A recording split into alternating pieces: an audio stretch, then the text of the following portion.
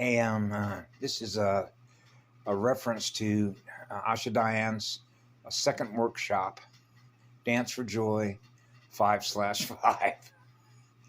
And she was covering some of the changes that were taking place. I refer to the founders, okay? And I've certainly talked about this before. Sometimes I'm wondering why I'm even spending time watching some of these workshops and these videos and the information that's coming out. And how do I put this?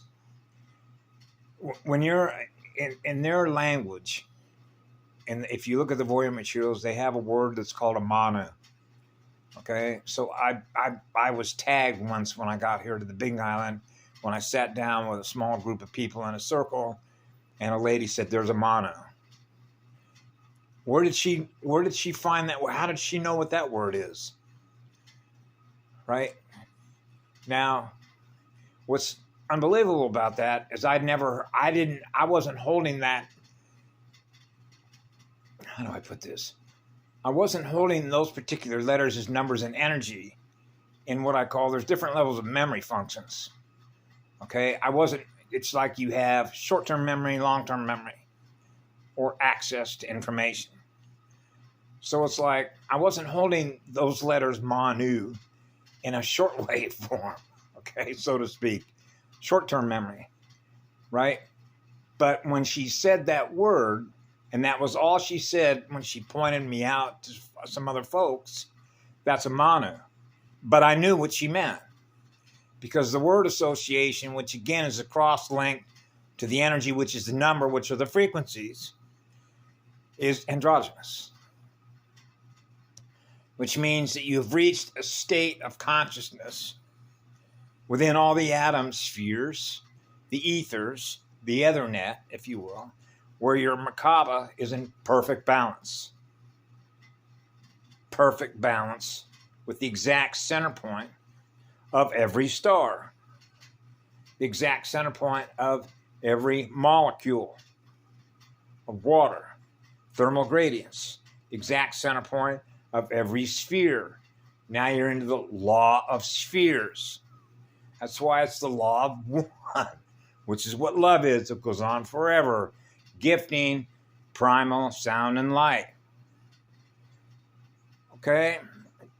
So that means that wherever I am, I'm bringing in balanced energy to balance out and clear distortions from the original universal and galactic crystal spiral template.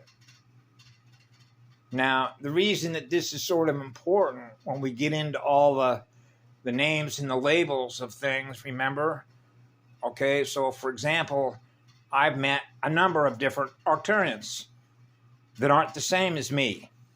They don't live their life the same way that I do. Okay? Because I look at what they do and the nature of their energy and who they align themselves with, right, as associations or alliances. Okay? I have one loyalty and one loyalty only. And that's to my soul and my spirit, which means I operate on behalf of the one, because I am a one. Okay? And this goes back to when I was a child, when I realized trust no one.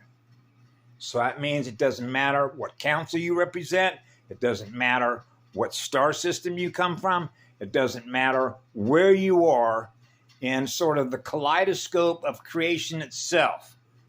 I am what love is. End of story. Okay? So I am in perfectly balanced with all the atoms.